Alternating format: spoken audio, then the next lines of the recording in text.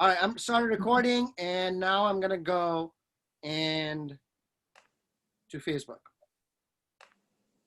So it'll take a minute or so to switch over.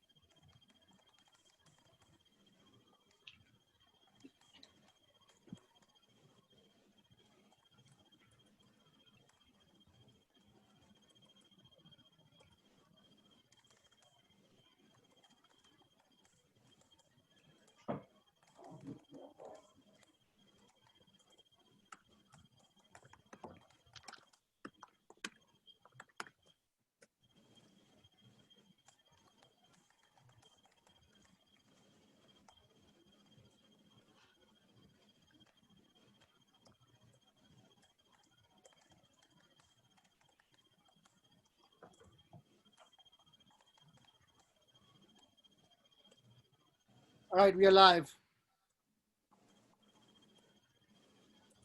Good evening, everybody. My name is Sunil Dasgupta.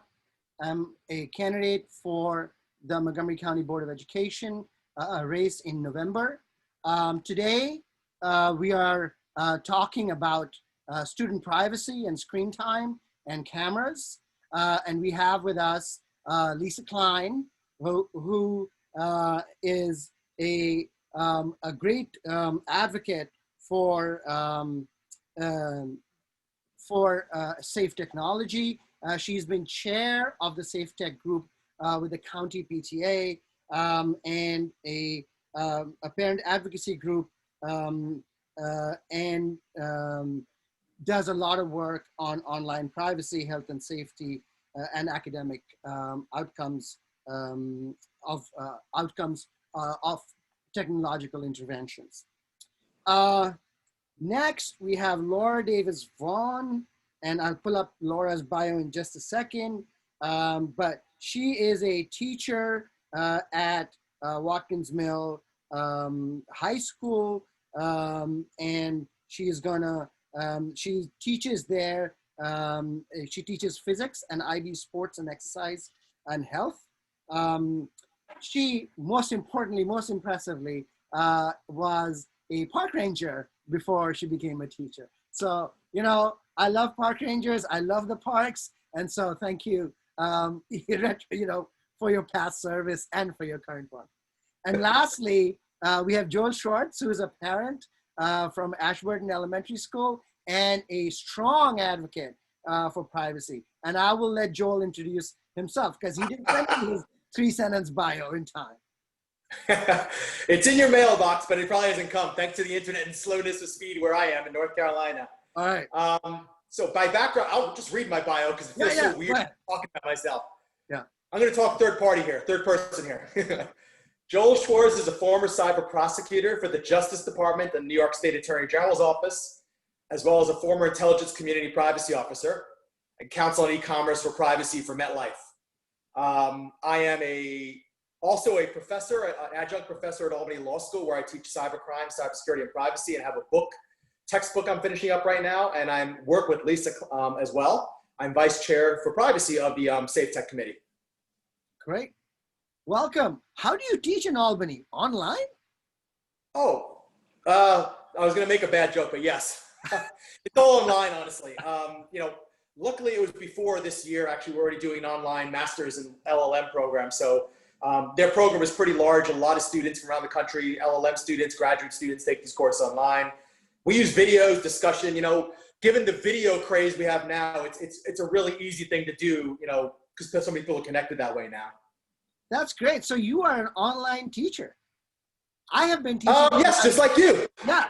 So wait, virtual high five. So I got dragged into online teaching about 7-8 years ago. I didn't want to do it, but I got dragged in because my students were coming without the requirements and all of that. And, you know, one thing led to another. What I found out is, and I'll make it really short, is that online teaching is nothing like face-to-face teaching. And I'm sure NCBS teachers are finding out right now, or over the last 5 months, that these are really, really a different beast. And you know, expecting a smooth transition is perhaps is unrealistic. All right, but today, if you're watching on Facebook Live, please, you can start a watch party. You can share this video with your networks and your friends, and you know, you can ask questions. There are people monitoring the questions, and we will get those questions. And as I get them, I will ask folks here to weigh in on your and give us some answers. So, but and if you're a parent watching and you have a babysitter at home and you want to take a drink every time we say the word lack of privacy, have a fun drinking game with this as well.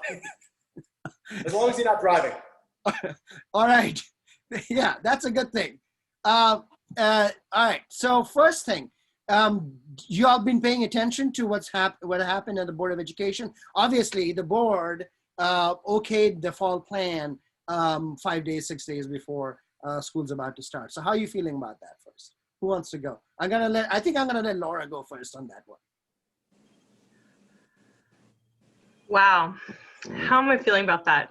So, are you feeling ready? Don't, you know, it's not a thing. Are you feeling ready? Where do you think you need more work? Where do you think you're ready? Just that kind of thing. It's not a, you know, you don't have to be. And every educator I know would have loved if Ms. Dixon's amendment had gone through to allow for more planning time and a break from screens for kids on Wednesdays. Obviously that didn't happen. I think that, you know, I think that there are several board members who are very sympathetic to this idea that kids are over screened, you know, and that teachers need more time to, you know, obviously need more time to plan, because we're all going into this like first year teachers, unless you're someone like Melissa Rooney at, you know, Richard Montgomery, who has a master's degree in online teaching, which is not most of us, you know what I mean?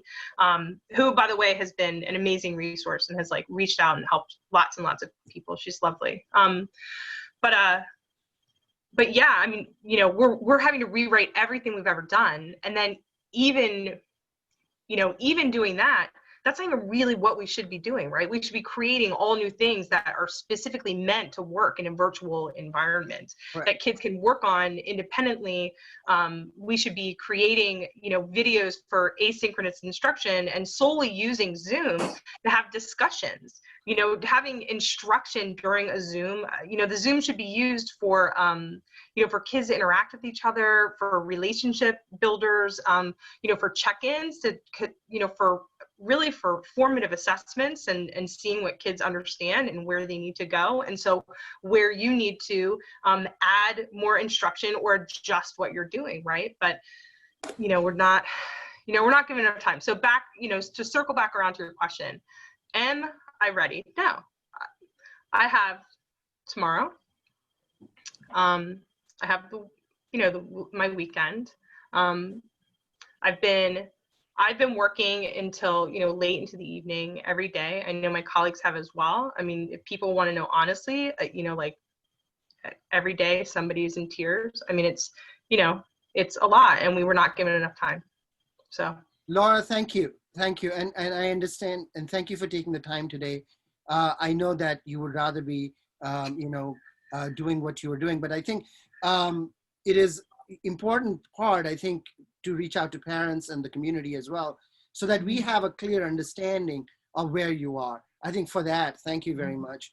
Lisa, I think if I could add really quickly, yeah. I think it should be clear that like a lot of teachers are actually interested in trying to build virtual learning. I'm personally very tech savvy. I think a lot of the stuff that's out there and a lot of the tools you can use are amazing. I wish that I had the time to put my talents and my gifts for finding things to engage children. I wish that I had the time to really delve into that stuff more. And I think a lot of teachers feel that way as well. You know, so we don't begrudge being virtual. We just need, you know, like we need the time because we want to make something good. And now I'll stop. Absolutely, thank you. Lisa, how are you feeling? You know, I feel like we're going to coast through this on cruise control. I I'm not a parent that worries about learning loss, so I don't really expect the online experience to be equivalent to being in school. I'm interested in the kids' understanding of what the hell's going on in the world right now, and I think that that lesson is quite enormous. I don't see MCPS leveraging that at all. I think they're reacting to the screens. You know, it's humorous to me because of the education level of the decision makers. What they have decided to do is what we as parents were told not to do. Put kids in front of a television, for example, you know. Now I understand that there's interaction happening through the screen, but it's creepy to a lot of children. I heard of an elementary school kid who's really they're not a tech family. And the kid went on her first Zoom call and turned her head like this, thinking it was a phone. So she's like, what am I supposed to do? There's pictures of people, but they're not really there. So there's very little social science that has gone into this decision, particularly for the elementary schoolers, which I think bring out the manipulatives and books and games. And I think the screen is, being used as childcare as much as it's being used as a vehicle to deliver a curriculum. So we shall see. There are so many instances where verbs such as trial and try have been used that it's disconcerting when we could have designed independent study programs for middle school and high schoolers that could have been hugely dynamic and nationally renowned. You know, you could pull together some kids to start a business or, build a recumbent bicycle or, come up with their own project and get a grade and say, that's what I did in 2020. Who cares if I got a straight A, 4.0? I did something while my parents were wringing their hands trying to figure out how to pay the bills, stay employed, and, deal with the macro issue. So I feel like it's a missed opportunity. Right. Lisa, I think you were a little bit exceptional in the way that you think about this. It's clearly, when we say this is about reimagination, right? I mean, this is a big word that is used. I mean, I like to say is that we are only limited in our imagination by our imagination, right? And so, I mean, I think absolutely. If we had thought to reimagine, but I think a lot of parents, though, Lisa, are asking for a return to normal. And I think in some ways, I think MCPS is responding to this sort of demand that we want to go back to school, right? And so what they've created really is a 9 to 3 school, and which is, which approximates the traditional school, in the way that we, sort of live interact and all of that. And it's not recognizing at all that the normal we want to go back to doesn't exist. Right. Well, my feeling is let's say that then. Virtual is synonymous with fake. So let's fake through, until we can all get a vaccine and go back to school and get real again. The good news is that when we are back together as classrooms, the gratitude will be there. We will appreciate, and I know we started appreciating our teachers, on March, 16th. 16th, yeah. More than ever. So it's very good. It's very good news for teachers. It's not such great news for ed tech because I think that now the spotlight is on them. And Joel will talk about how these tools are not intended for children. Right. So for teachers in the long run, I think you're right. But in the short run, I think we're really looking at some very difficult times for teachers, right? Teachers are going into this year with 5 days notice or 2 days notice and probably unprepared. Zero. Thank you for highlighting that. Yeah, and so, but in the short run, I think is really a problem. And then when we need the teachers most, MCPS has launched into this, is on the verge of a labor dispute with teachers, which is sort of mind-boggling, right? I mean, we need them, and why are we right? So I think this is, yeah, we really need to plumb this a little bit more. Joel, how do you feel? Where are you on this? So, you know, I was actually willing to give it a chance. I'm pretty tech savvy. You know, I spent a whole career prosecuting cybercrime, you know, and also working on cybersecurity. So I was willing to give it a chance. I don't love my kids sitting in front of the computer all day. And honestly, watching today as they went through all these different orientations online, I had to sit next to them and say, okay, turn off the chat, stop talking to your friends, stop looking at what other people are saying, stop looking at other windows, other tabs. So I literally had to sit by my kids, each one of them, which is very time consuming. So I don't love that.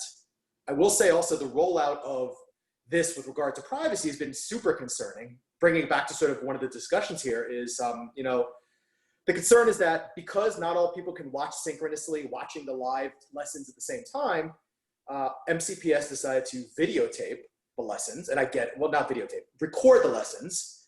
Sorry, showing my age by talking about videotape there. Record the lessons, and you know, to the extent that parents are concerned, they don't want their children's pictures, you know, for privacy concerns, recorded and preserved in the videos. They're told to opt out. And there's been a ton of emails back and forth. Lisa had to intervene with the CTO of MCPS to better discuss and understand what that means. Did opt out mean that you couldn't participate in the live lesson if you opt out and letting the video be captured? Can you only use audio? Do you have to opt out, or can you just turn off your video? Will you be barred from participation? We still didn't get definitive answers, although I think we have a better feel now what that means. And apparently, at least my schools are saying you can't actually opt out or choose to turn off your video and still listen to the live lessons and watch the live lessons, just got your video recorded. But that's just endemic of the privacy issues, which are basically coming up and they're not really necessarily proactively addressed. You know, we are a sounding board as a Safe Tech Committee, and we'd be happy to discuss these issues before MCPS rolls something out. Come to us, let's discuss it, let's point out where the privacy issues might be and resolve it together. But now you have parents scrambling, trying to figure out what's allowed, what's not allowed, emails going back and forth, misinformation. So in addition to the, you know, the Italian phrase, agita, that's generated by online learning in itself, these privacy concerns, which are coming up after the fact and are not very cohesively being addressed, are just aggravating people more, and certainly myself. So you have the kid learning issue and you have the parent learning issue in terms of figuring out privacy. And finally, I will say, you know, watching my kids today doing orientations, and I have 4 kids, 3 of which are in school now, 1 kindergarten, 1 4th grade, 1 going to middle school. I'm going to probably spend the whole day, or my wife is going to be spending the whole day sitting next to them. So going back to Lisa's point about not really normal, yeah, having a full school day is great if the kids are interacting and being watched the whole day. But right now, I'm going to have to sit there and watch them all day to make sure they actually pay attention, which is tremendously draining on parent time. And I'm not even sure how parents are going to work with regard to this, you know, having to watch kids and make sure they attend the lessons and also participate. Because leaving the screen on and walk away from the kids and letting them play with chat really doesn't teach them anything, right? All you're doing is basically letting them sit in front of the computer. Right. So there's a lot there, Joel. Thank you. You know, I was, so think also about, by the way, about teachers with kids. Yeah. Right. So teachers with kids have to teach 9 to 3 while their kids are on Zoom in the other rooms, and perhaps, you know, sometimes not even in other rooms, but next to them. So how is this even going to work for so many of the people that we are depending on, you know, for delivery of education? So specifically to the question of the cameras and recording. So based on the orientations that I heard today, kids have to turn off their cameras and microphones if they do not want to be recorded. So in fact, the responsibility is now on the child and the family to determine, to say that, oh, I chose on the, so parent view, right? Did you all open parent view yet? Mm-hmm. You know Yes. what I'm talking about? Yeah, Yeah. and we did the online registration. At the end of online registration, there's a question: do you want to participate in recording? So we said no, right? Yeah. So for all my kids, I said no. But now the responsibility for actualizing that, to making it happen, is now the responsibility of my children and me to go out and do that, right? So essentially, what the CTO said at the meeting was that there was a choice. that kids could choose to participate, or you could protect their privacy. I mean, So that's a choice that is really not acceptable. yeah, I have a statement from him, as a matter of fact, if you're interested in me reading it. Go ahead. He said, at the board meeting yesterday, we made it clear that opting out would not negatively affect a student's grades. That said, it does by nature affect the student experience, as they cannot participate in live interactions. He further wrote today that he wanted to clarify something about the chat function. And the chat is by default turned off, but teachers can turn the group chat on if the lesson warrants it. And secondly, private chat cannot be turned on and will remain off. So both students and teachers cannot chat during class time. Now, this is like full of, I feel like it's reading double negatives. It's very hard, and it parallels all the privacy policies and terms of service that Joel and I look at all day long. This stuff is not intended for lay people to try to understand. So it's a tool that is not, certainly not for elementary school children. You know, it's only been a few years now that we've gotten MCPS to eliminate the click-through screen on Google Classroom that asked first graders if they agreed to the terms of service. How can this be? How can we be using a tool that is so very complex and then overlaying it with a parent responsibility about accepting responsibility for recordings, and what does that mean to my child? And I mean, it seems like a farce to me. I understand, and I'm trying to be patient with it all, but it seems that they should have, in a time that is so very tough, they should have taken a simple route. And they chose, for whatever reason, they chose not to. Laura? And Sunil, Yeah, go ahead. I was just going to add, so going to Lisa, you know, what Lisa read there, the way that sounded to me, if you do not have video engaged, you cannot participate in the live session, sounded to me like a bar, and this is the way I read it at least, that if you don't want to let them record your video, you can't actually get engaged in the live sessions. Now, Right. I've talked to our principals, just so people aren't confused by that.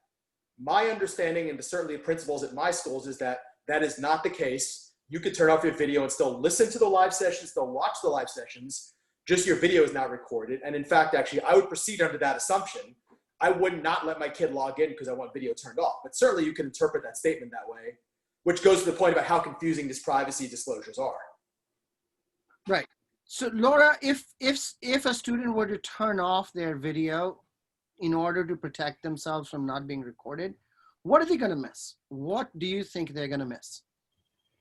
And They were to turn off. And you know, we often talk about elementary school and middle school, but you're in high school, so we're talking about older children. And what do you think they're gonna miss if they turn off? Well, so I mean, I can see how in elementary school, if you're an elementary school teacher and you know, maybe working with manipulatives, or because I have friends who are elementary school teachers, and you know, putting bags together of things that kids need to work with and doing things that are kind of hands-on in front of their teacher. I could see it being valuable to be able to see what they're doing, right? Right. In high school, you know, this is kind of the other thing for me with the way that the plans went out, is that there's a huge difference in how we can structure high school and how things should be structured for elementary school. And they ended up being so similar, it seemed like a little bit of a cop-out.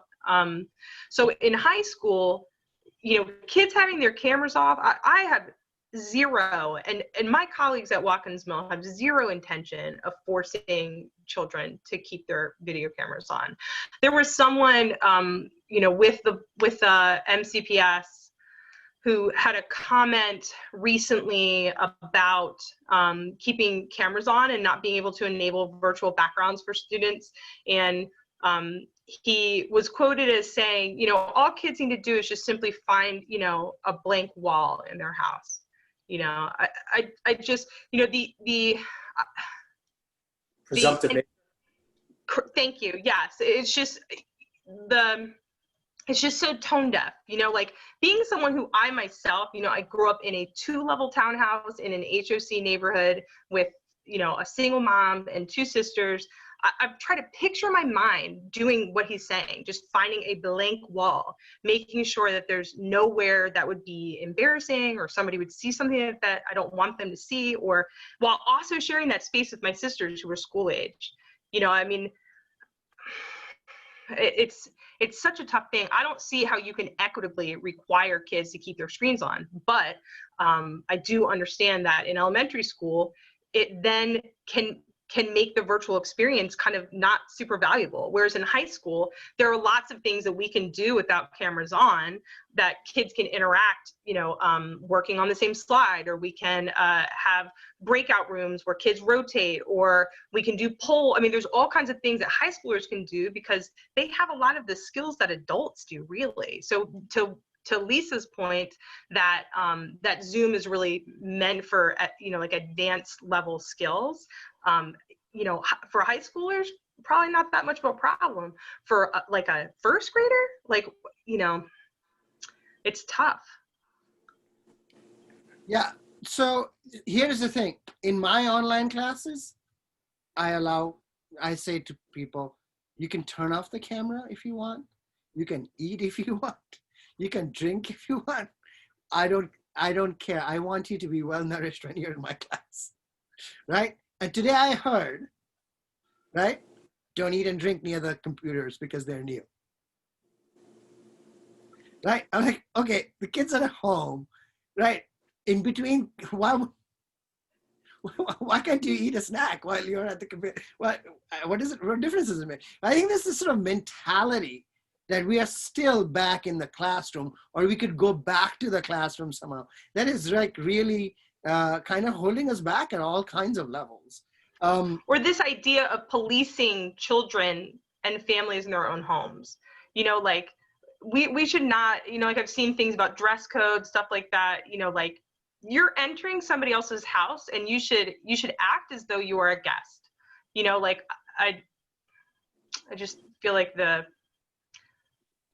there's a little bit of a lack of respect for the humanity of you know, children and their families. You know, like it's not just kids who don't necessarily want somebody seeing inside their house. You know, like, do you think, like, I mean, look, I have a virtual background up here for a reason. I wish you could see. I'm in like my laundry room essentially. You know what I mean? Like there's laundry everywhere, right? People don't necessarily want everybody to see this. I mean, I don't care, but. And Laura, I agree with you. The, you know, the tensions have been running high in households all over America. So, you know, we happened to participate in this neighborhood trivia thing that was online a couple of months ago, our first and last experience doing that, because we heard, you know, the couple having it out in the kitchen about who didn't do the dishes. And, you know, we heard, you know, the 5-year-old say, you know, certain curse words for the first time. It's all playing out in front of public when we have not had anyone in our house, some of us to our delight, to, you know, be all cozied up. So tone deaf is a good way to put it.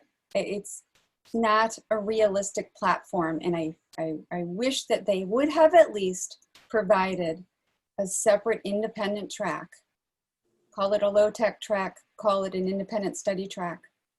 For the families that are ready to embark on that and take it on. Yeah. At least I'm sorry, Sunil. No, you go ahead. I was going to say, so I personally have not had any engagement with MCPS as they develop this program. I know there's a committee of people appointed by somebody to talk to them, but how much, if anybody knows, has the PTA been brought in to actually review plans, provide feedback, issue spot concerns from a parent point of view, et cetera? All right. So this is what I know. So I know that almost 400 people were part of the design teams. There were different design teams, did different things over late spring and summer. They came up with, and of them, there were about 100 of them were teachers. And a bunch of them, I don't know how many were PTA people. I know that the MCC PTA has been, had members in various design teams. Specifically, I don't know who was where, but I think there was representation. The thing though, is that I've heard from every teacher that I have talked to and that was part of a design team, to a person said, we were there, but we were not heard. We were there, but we were not heard, which is exactly a lot of my experience. It's sitting in a lot of those meetings, is that, yes, I am there, but, you know, I'm not being heard.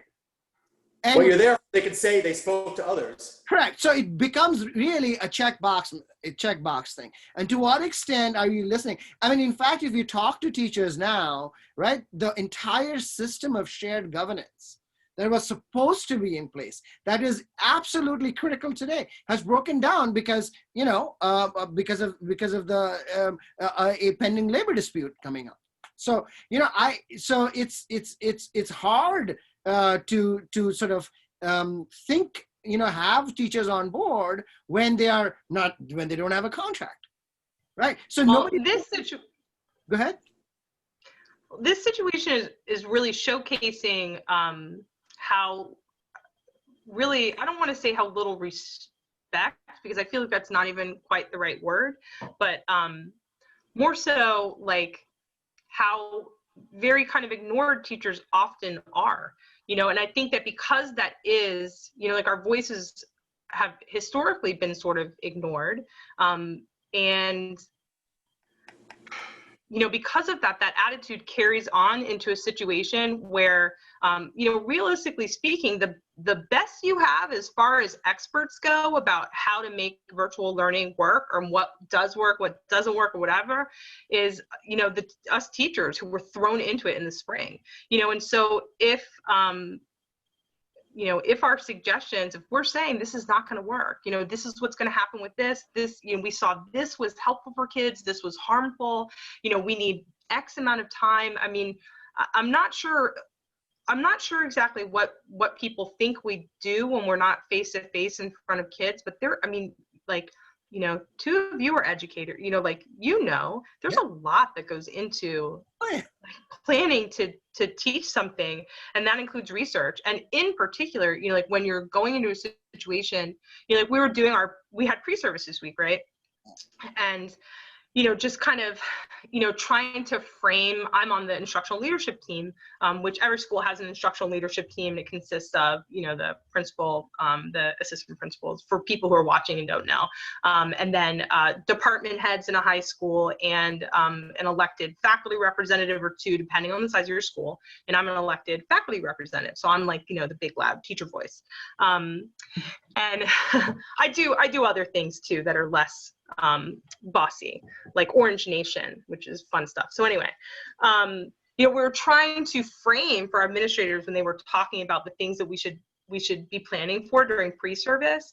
And one of our resource teachers, you know, made like the best comment that really put it in perspective. And our assistant principals were like, okay, wow. He said that he had multiple staff members who on Friday, when was the last time we met, who weren't even sure if we were meeting in person or not for pre-service. Like, that's how like disconnected people end up getting, right? And then when we come back to pre-service, you know, this Canvas, this was not something that, you know, I mean, Canvas is like building a website. You know, it's not like Google Classroom. Google Classroom is like, click, you're up, you're good to go, you know. So the choice of Canvas was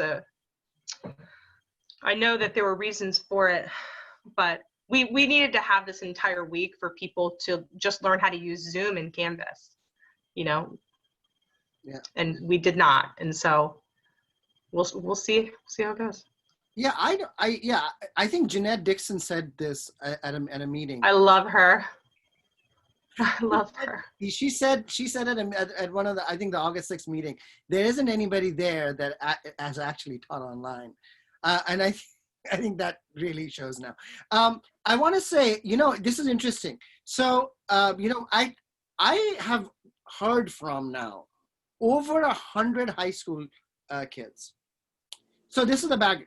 So about cameras, right? I've heard from them, and they said, no, they don't want cameras for a variety of reasons, right? One is privacy. Clearly, they don't want people in their homes, right? Especially those that, have, live in smaller homes or are crowded or, have to work around the laundry room. I'm sitting, by the way, next to my table saw, just just so you know. And so, so the kids are saying no. And then I, of course, talked to my son. And he told me, no way. It is completely exhausting having your camera on and being on for the camera for that long. I am not turning on my camera. I'm like, okay, fine. You don't have to do it. Right? We'll see what you have to do. Right?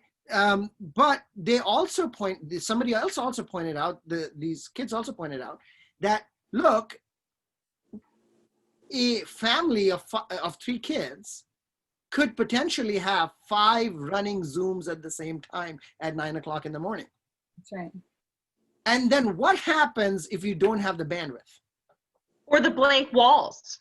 And the blank walls or the bandwidth, right? And so obviously, as if I'm on a work meeting, if I'm running my class, I'm going to kick those guys out.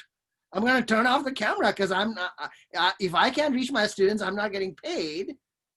And then I'm not paying mortgage. So it also undermines everything we've been teaching our kids at home, which is don't go into your bedroom with a device and close the door.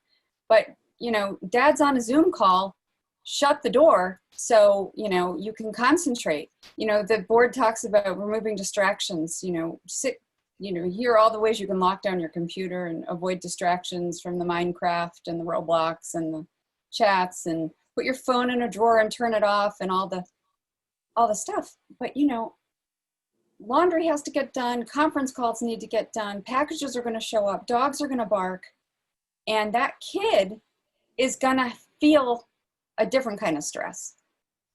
Kids are already embarrassed by their parents. So if you have a loud talker like I do, my husband's a real loud talker, and when he's on a conference call, we all hear it. But yeah, and we send him to the garage. But there might be a finger wag in the background, and kids are going to be mortified.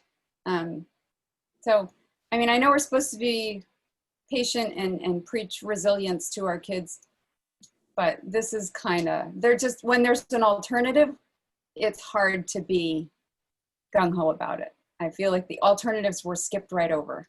Right. And then if we say we want to listen to students, right? So who are our two greatest stakeholders in our schools? Students and teachers. Both of them don't want them. But it's going to happen because they didn't think about this. And it's really a false choice, honestly. And I've written about this, is that they set up a false choice, right? They set it up by choosing. So in the spring, they didn't have that much live instruction, so they overcorrected now, right? They overcorrected to the point where now we have that much live instruction, right? But you didn't give the teachers any time to prepare or plan. One thing I should also say is for my online classes, everything about those classes is completed before the semester even starts.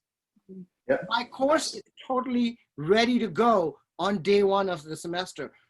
There is nothing missing anymore. The lectures are done.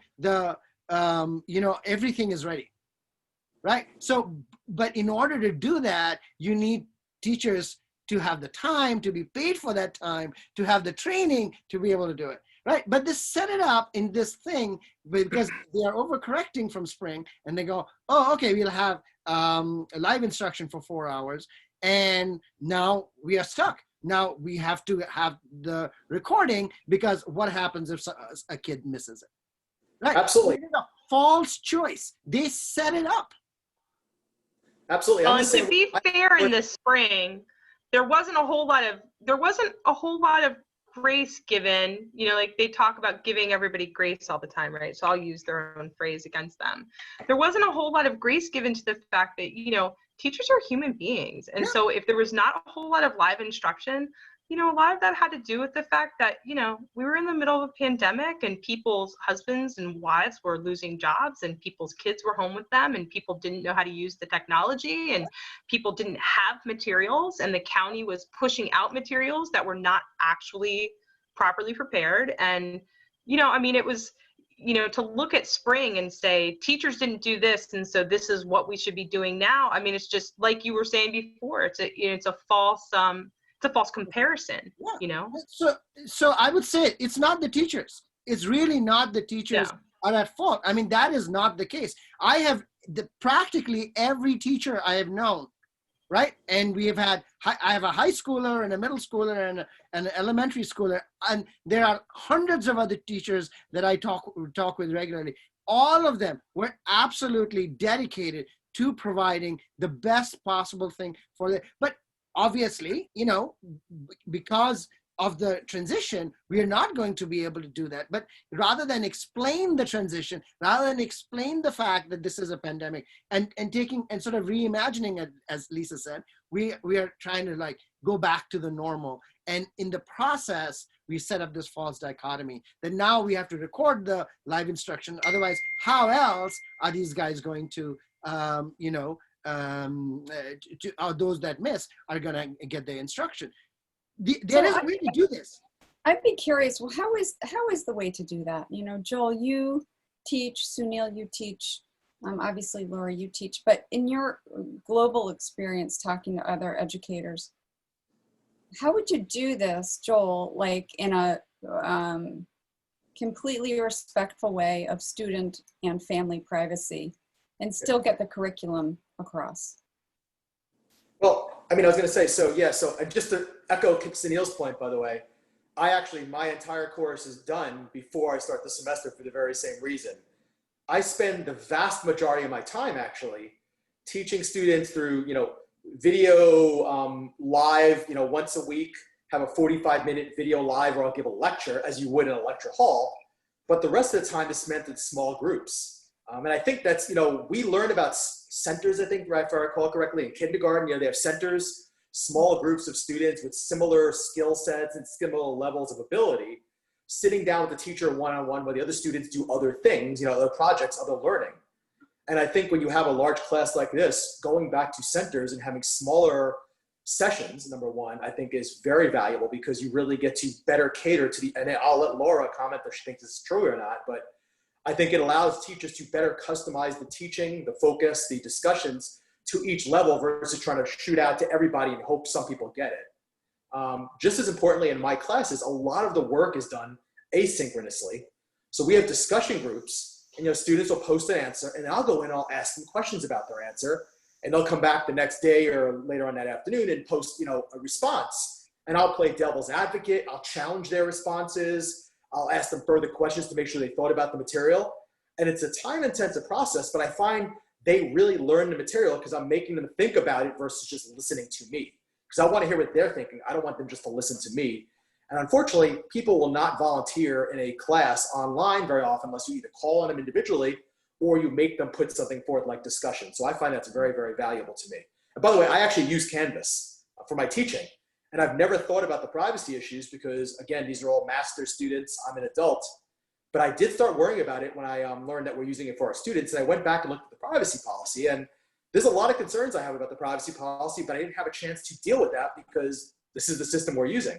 I'd actually like to throw out the question. I don't want to distract from your question, Lisa, but how many people actually looked at the privacy policy of Canvas? And I should note that Common Sense Media rates them 63, means they fail for privacy.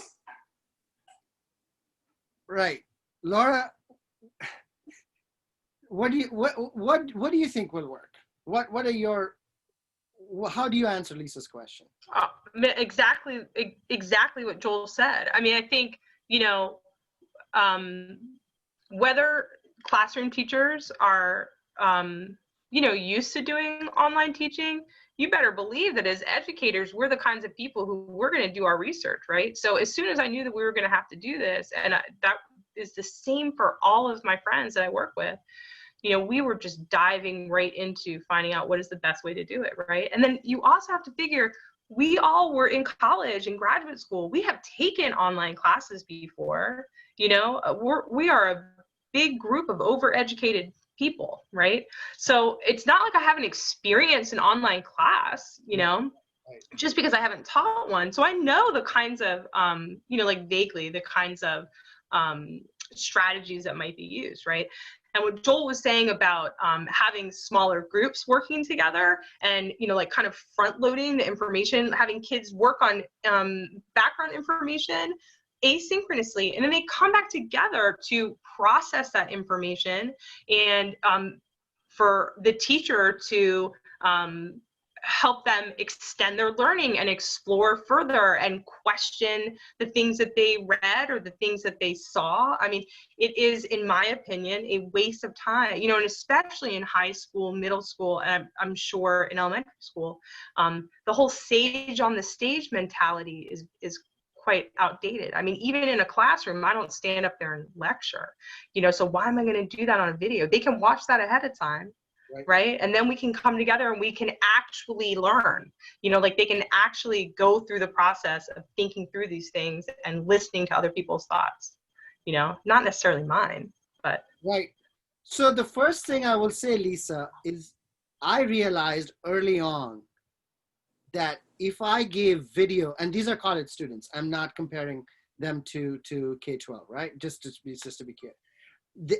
If I gave them video lectures, they never did the reading. They expected the video to cover everything in the reading, which is obviously not possible. I'd much rather have them read Max Weber than Dasgupta channel Max Weber for them. So in fact, in my courses, I step back all the way from video. So first thing I have done in my course is that I have very little video. That's the one thing. But I mean, more globally, if you look at this, I'm not suggesting this as a answer to everybody's problem. So, but more globally, if you look, first thing, you have to flip the classroom. That's what it's called, right? What used to be homework has become classwork, and what used to be classwork has become homework, right? So the delivery of instruction, right? The actual delivery that used to be reserved for the class doesn't need to be reserved for the class. In fact, if you set it off in this asynchronous world, then they can go back to it and whenever they want. And what I do then with the time that we have with students is to really interact with them, as both Joel and Laura pointed out. So that's number one. Second, project-based learning. The best fit for online education is not the Socratic method, but rather project-based learning. That we figure out these modules, right, in which students do the work and come back and report, do the work and come back and report. That exchange has to be robust, right? But that's the exchange that's needed. It's not that, you know, again, it's not a one-way communication. It's always, and so project-based learning is a big, big part of this. Third, if you want to do lectures, it's my view, right? Rather than record a live lecture where, you know, the teacher is saying, hey, Jack, don't do that, or Jill, don't do that, right? What you want to record is the core concept, right?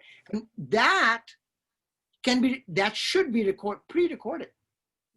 In fact, and pre-recorded in small segments, 5 minutes, 10 minutes, at max 15, right? And those recordings are now available to the teacher, right? On cue during live instruction, run. So we're going to watch this 5-minute video of me talking about how to do long division, or not even me talking about how to do long division. How Khan Academy says to do long division. I don't even have to do it. And so, you know, there are lots of resources that we can use that way. Moreover, if we allowed teachers the time up ahead, instead of waiting until the last minute, if we had allowed teachers time ahead, they may have actually pre-recorded a lot of these things, or found a Khan Academy module or some other module that they could use for that purpose, right? That is the way to do it. Well, it's interesting, you know, the Safe Tech and I tell Joel this all the time, I'm very comfortable asking the dumb questions in a big room of people that are overeducated and are responsible for these, 200,000 children. And the question I often ask is why? Why would you do that? Why would you back the Chromebooks up to every school and insist to insert it in the learning process? What evidence do you have that that will improve the quality of the education? So once again, here we are, and I'd like to, and none of the board members asked this. I watched both big, long 7-hour meetings, and no one asked, why are you using Zoom? Why have you developed the schedule to look like that? What is it based on? So that parents can, and we're a savvy group of parents. Any parent today is over-informed, and we can handle it. We can handle, some big words thrown at us about what the criteria was and what the research says and what the data says. But I haven't heard of that. Maybe I missed it. Right. No. So, but understand, Lisa, that the schedule is based on a traditional school schedule. It's not an open schedule. So why are we, for example, with high schoolers saying 9 to 3? Why can you not have a class at 5 o'clock in the evening? Why? Why not at 7? Maybe. Why would you start the classes before lunch anyway? Pardon me? They're not awake until noon. Why would you start the class? Exactly. You know what I mean? Like, you know that about teenagers, right? let them wake up. So if the grade level, there have been grade level teams, and these teams had been functioning, and the learning communities have been really, sort of active and effective, right? Active and effective, right? Then what would you have? Then you would have a distribution of tasks saying, okay, Laura, you do this, but John, you do that, right? And you'd have a set of things that you can deliver. You don't have to deliver them exactly on schedule as it's planned, so that you're essentially asking kids to just be sitting in front of the screen for 4 hours or whatever it is, right? Even though you get a 15-minute break, you just come right back. So it's like going to the bathroom and then coming right back. That's all you got. So in a sense, if we have to do virtual learning, that would have been the way to do it. But I think I take a larger point, right?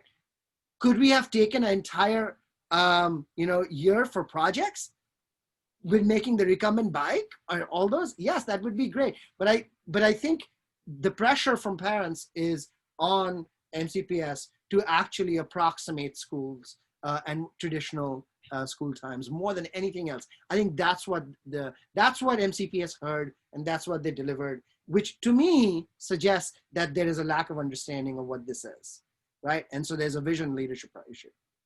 Sunil, I think we have probably 8 minutes, 9 minutes left. I was going to say. We have 23. So okay. I was going to say, no, but either way, I was going to say, clearly this is not the ideal situation for us with regard to MCPS, but what tips do we have? What do you think? How do you make the best of this right now? Given we are where we are, how do we make the best of it? What can we do to enhance it in the short term, do you think? So, sorry to put you on the spot. Maybe there's no answer to that. No, okay. So I've been saying expectation setting is, I think, another area where we failed, right? That we set the wrong expectation. The expectation we have set is that we can and will return to normal, right? There is no normal to return to, is the reality, right? We have to be moving forward and thinking about what to do next. And absolutely. So, to parents, I would say, so my first thing is, to parents, I would say, and this has been said before, take it easy on your kids. Take it easy on your kids. I agree with Lisa. This narrative about learning loss is real. This narrative about learning loss is real, especially for, lower income families and families, in that, sort of stressed, families that are stressed, right? It is real, but there are a lot of kids in the same boat. We are not falling far behind others, right? Everybody is in this sort of together. And so we have to make sure that we are not being too harsh on our kids. And second, we have to have grace towards our teachers, because they really haven't had the time to do almost anything. So third, I would say to teachers, please think about where students are. In particular, please think about students that come from difficult home conditions, because they don't have the benefit of a Joel or a Sunil or a Lisa or a Laura. I mean, they don't have that, the benefit of being able to, for somebody to sit with them all day long because their parents are out working, right? So when it comes to grading, and I know grading is largely a high school issue, it's not elementary, and even really not a middle school issue in my view.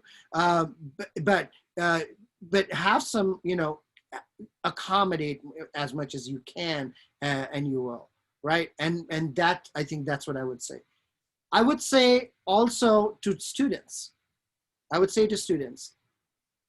this is an opportunity to learn resilience. There are three things I like to say to my children. Learn how to be bored, learn how to fail, and learn how to learn, right?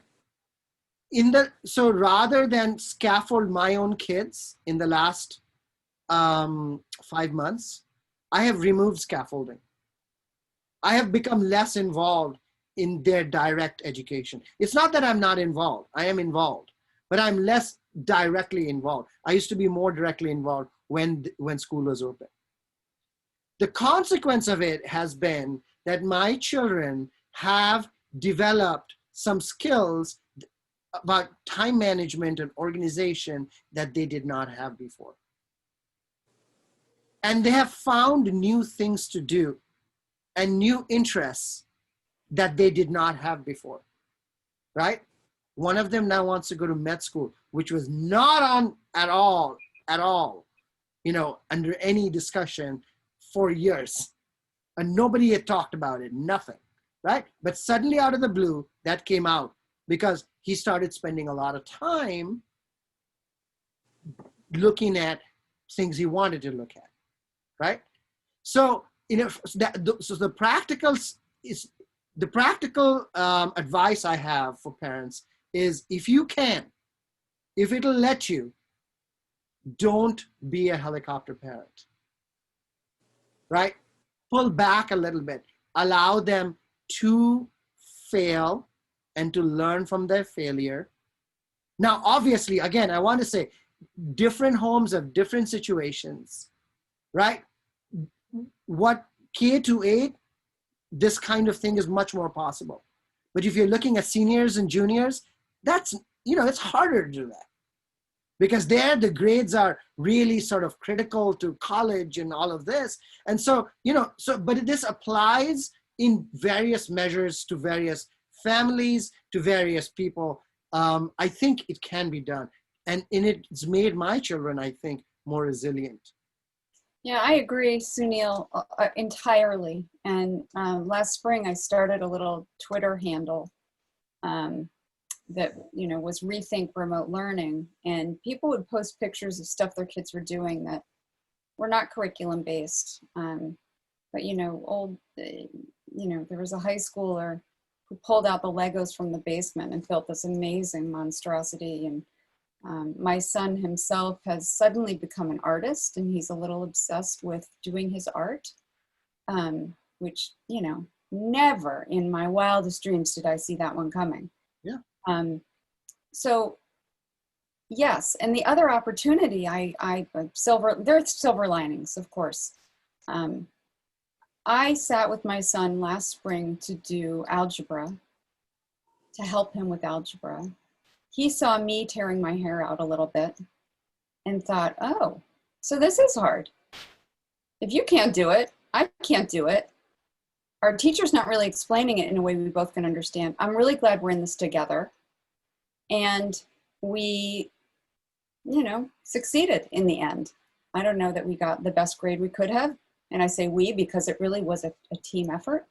But it's nice for the kids to see that, hey, your grown-up parents they have to struggle too. Right. I do want to mention that there are families, right, that have real stressors, that have real issues, that have lost jobs and lost income. Oh, yeah. Kids are now going to work instead of, going to school, and that where the family situation is really trouble. So this is much harder for them, right? For those families, for those students, I think the bar is much higher. And so in fact, I've been writing about, Governor Hogan said to reopen schools, right? So actually I've been thinking about that a little bit, even before Governor Hogan said, and in order for us to think about those kids, I think we have to start thinking now, planning now for that future when we reopen schools, and we have to bring them back first. The students that are most impacted have to come back first. This idea that transition grades are more important, I don't think is valid. I think you have to bring back students that are most impacted, especially students that are not even logging on. But Laura, I want your advice as well. What practical steps? I mean, everything that you're saying, I would totally echo. Ease up on your kids, man. This is hard for people, and ultimately, and I'm sure there's gonna be people who are listening who are like, I'm glad my kid's not in her class, but really, for most of us, it doesn't totally matter where you go to college, if you're gonna go to college, right? You just want to go somewhere so that you can do study something that you love and end up in a field that you feel passionate about, right? The push of drive. I was hopeful that this situation would make people realize that a lot of those things weren't quite as important, and it seems to have gone kind of a different direction. I'd also just so strongly agree with what you were saying about the transition grades being the most important. I agree. I don't think that it's about grade level. I think that we should be looking at our most vulnerable families. So not even just kids, because there's plenty of kids who are, in lower income families who are thriving and having great grades and they're doing fine, but their families are not doing fine because they don't have childcare. You know what I mean? And so we need to look at what is best for whole families, not just necessarily identifying the most at-risk kids, but obviously identify our most at-risk kids too, right? Our students who need special education services, our students who, are lacking, regular meals, right? And then the other thing is, look for the silver linings, like Lisa was saying, genuinely, for some students, I work at Watkins Mill. Watkins Mill is, I'm pretty sure this year we go back and forth. It's between us and Wheaton and somebody else as being the highest farms rate high school. But I think it's been us the past few years running. I've had many students who the virtual learning thing was a total blessing because they had to work full time. You know what I mean? And they always had to work full time to help support their families. And so being able to take their courses asynchronously and get to it when they needed to. I saw kids who started engaging in school and doing work who had never shown up for anything, who had never turned anything in. I saw kids who in a classroom setting could never get anything done because they were so crippled by focus issues or just posturing for people around them, right? But when they were home by themselves, they would, write all kinds of stuff.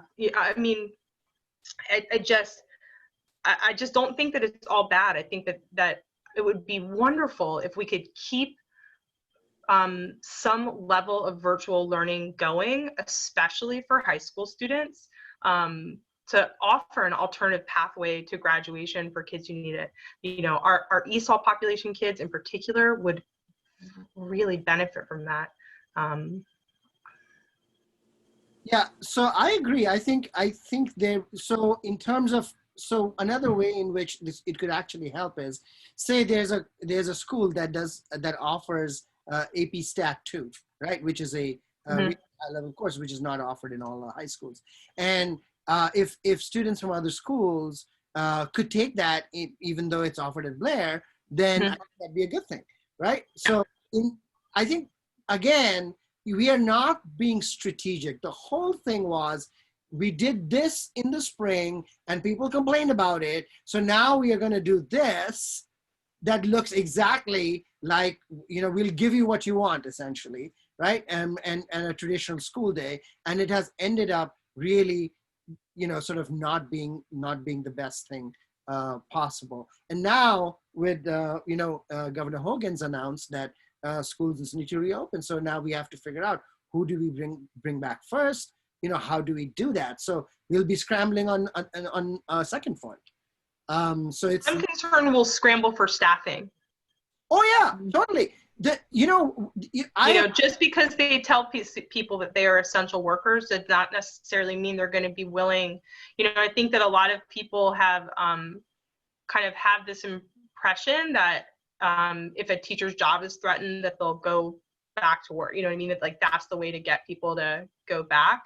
But the reality is that, we're talking about people who are highly qualified for a lot of different jobs. And most of us do this because we just love it. I could make a lot more money doing something else, but I don't, because I love what I do, so yeah, there's that to think about too. None of us, we wouldn't be here unless we wanted to be here. Most of us, exactly right. And what MCPS should have done is, instead of doing these surveys where one family responds 5 times and there are zips that, where there's no responses, right? They should have done a census. They should have done a count, right? Of every teacher, of every student. And what they should have asked is, will you go back and under what conditions? And they, have like 6 or 7 conditions. And then you say, please choose one. And if you want to change your mind, just log back in and change it. So then what they would have is real-time data on how many teachers. Now, I've heard teachers say to me, right, that they're willing to go back to class wearing hazmat suits. Not many, but just a handful.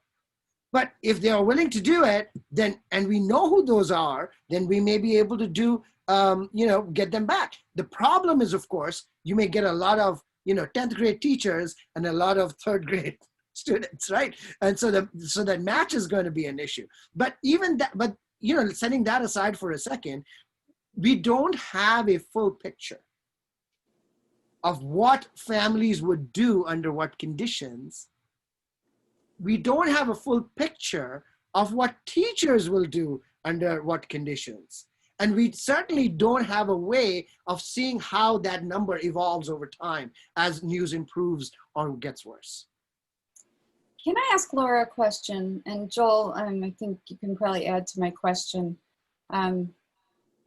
This is a test to all of us. How much, and I'm sure you all have talked about this with your families, how much more can we take? How much more, just going to the grocery store can be, you're working algorithms about how to stay away from that person that coughed in aisle 3, and where did she go because I'm going the other way, and did I go down the right arrow in the aisle, and did I wipe off the chicken enough, and did I have there's so many things to think about. And now with the kids, there's so many permutations to play out in your head about risks and rewards and how to do it. And anyway, so if Joel and I are trying to communicate, to do this safely to parents and mind the privacy policies and such, what it's going to lead to for teachers is some accommodations that maybe you all have never thought about. And I'm in a particularly strange spot because I don't want to overload the teachers any more than they already are. I know you already have many accommodations to make for learning styles. But what if Safe Tech parents came in and said, you know what, I don't want my kid to learn on Zoom. Mm-hmm. What would this do to your world? As in, like, if I had a large group of parents who didn't want their kids to be on Zoom. Yeah, or one or 5 or 15. Yeah. Would you be empowered to do anything differently? I mean, that's a good question. So I could, truthfully, I could see something like that happening at like a Wooten, like I don't know that I would see something like that happening at my school. So let me wrap my head around it for a second. Like, honestly, you wouldn't have time. Like, I don't even have time to do what I'm already doing. You know what I mean? Like, we're working on like putting a survey together to just send out to staff every week, just to collect data every week about how many hours people are spending outside of their duty day. Because, the bottom line is that we are all going to work until the job gets done, but we shouldn't have to, you know what I mean? Like, that's not right. We should get paid. And in most other industries, and, a lot of this has to do with teaching being a woman-dominated industry, right? If I were a lawyer, no one would ever expect me to be working without getting paid for a minute of my time. You know what I mean? So yeah, I think that there is this, there's this weird relationship with teachers and the general public, right? That like, we're either martyrs and they love us, or we're asking for too much and shouldn't kind of have needs, and we should be doing it for the kids, And mind you, we're going to do it for the kids because we love them, but it puts us in an impossible position, because these are legitimately, obviously they're not my children, right? Like, I have a child and I know that relationship is different, right? But like, my students definitely feel like blood relatives. Like, they feel like my family members. So of course I'm going to do anything for them, but Joel, right? Joel and I, we can tear apart so many apps that are being used in the schools. And we do go to leadership at MCPS to say, you can't let the teachers use that. But right. And then they call the teacher gets in trouble, that comes back, and we're kind of like, obviously want to make your life easier. While also, we just want to be able to make the learning engaging for students. Of course we want our lives easier, but the app, like when we're using things and finding things to utilize, we're trying to find the things that are going to be the most fun and the most interesting for students, not necessarily the things that are the easiest for us, right? So like, if you guys were to, what honestly would be helpful? If you guys were to put together a list of like educational apps that you would recommend, right? Rather than, I feel like sometimes that's kind of what happens, right? Like, everybody looks at what teachers are doing and say, don't do it that way, don't do it that way, don't do it that way. But very few people come in and give us things that like are actually useful. A lot of the time we have people coming in who are not educators and don't ask educators, and they just, like you said at the very beginning of this conversation, right? Like, it's all like trial and error. They're like, well, just try this. And we're like, but it's not going to work. I have like a master's degree in this. And they're like, yeah, just do it because I'm your boss. Like, just listen to us. Like, Sunil was saying that there was a group of teachers who were part of this planning group, right? Many of my very close friends are on the bargaining team, and we're on that group of teachers in the work group that was helping with the plan. And every suggestion that has come up for what would have made this better was made. The bottom line is that no one listened to us. I don't really know how to say it, like, they didn't listen to us. Like, we're screaming how to do this right from the rooftops. We're screaming about, like, this isn't, a privacy issue. This is, like, unethical. This is whatever. And like, I don't know what else to do. You know, like we need parents to back us up. Right. Well, going back to Sunil's point about lost opportunity, and Laura, what you're mentioning. Yes. I mean, it seems to me that, you know, one of the benefits of virtual learning and everybody being at home, and, you know, what a great opportunity it would be, for example, to let you teachers take Wednesdays and design Wednesdays to teach the way you want. Maybe bring in guest speakers. Maybe you're teaching a history thing. You want to bring in, you know, someone who's done dinosaur digs or something like that. Yeah. Or, you know, what about a teacher being a guest in each other's class so students get to see a different teacher, a different way of teaching? I mean, we've talked about that. They don't let us do anything fun. Yeah.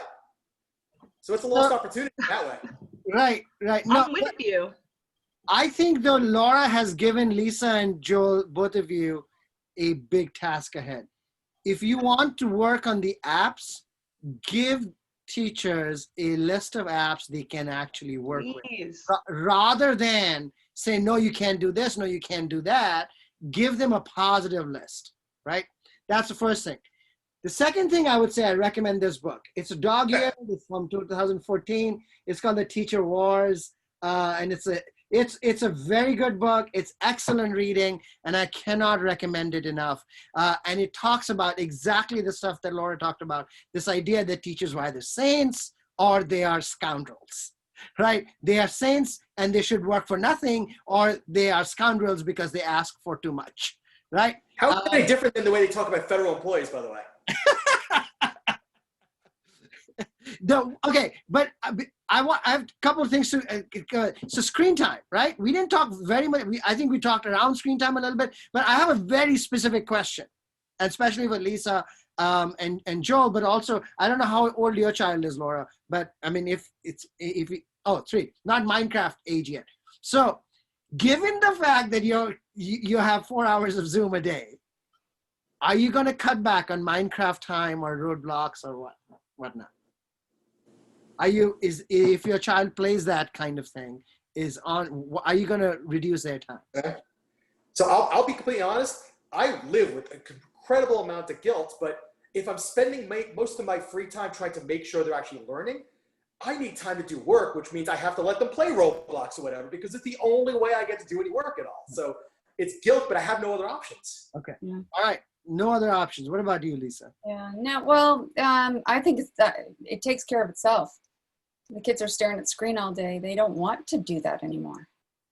It's like eating too much junk food in one sitting. You just sort of get sick and swell up, and you want to go run around outside.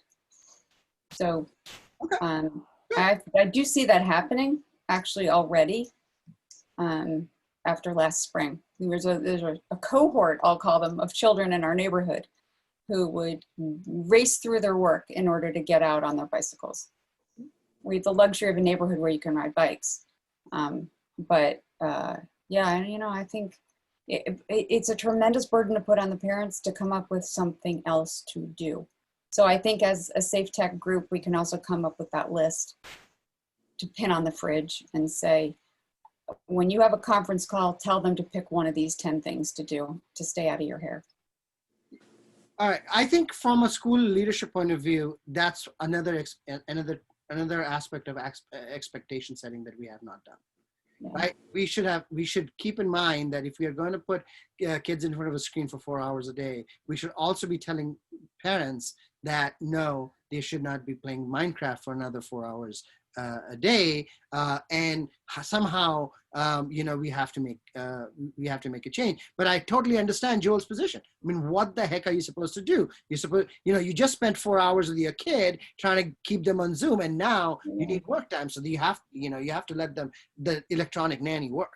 Right. So, and by the way, if they're on Roblox, they're watching YouTube or TV, so it's the same problem. It's still it's the same problem. Yeah, exactly. So I have difficulty too. I have the same difficulty.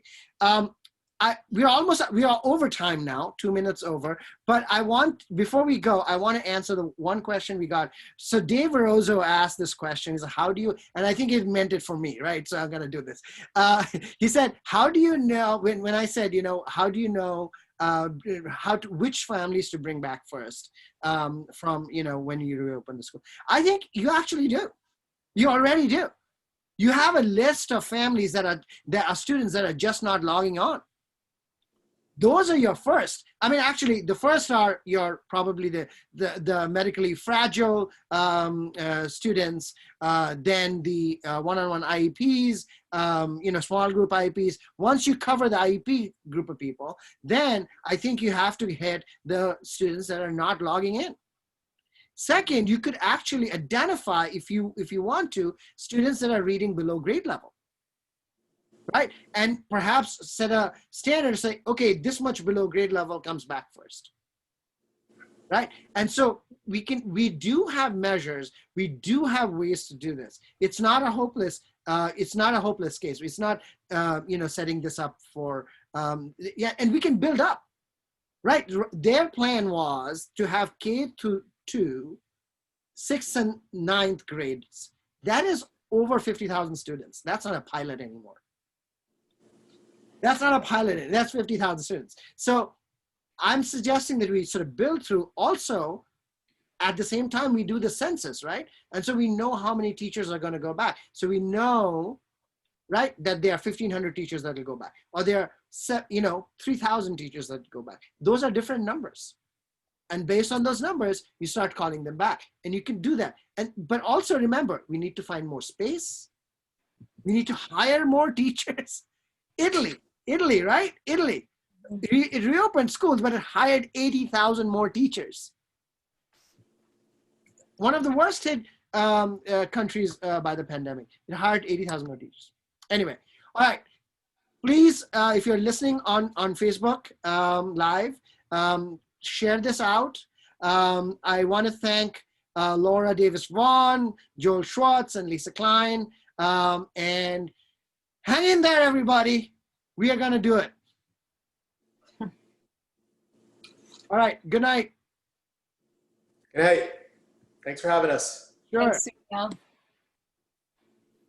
Dia, pray for me. Last day. Pray. Well. Research tomorrow. Pray.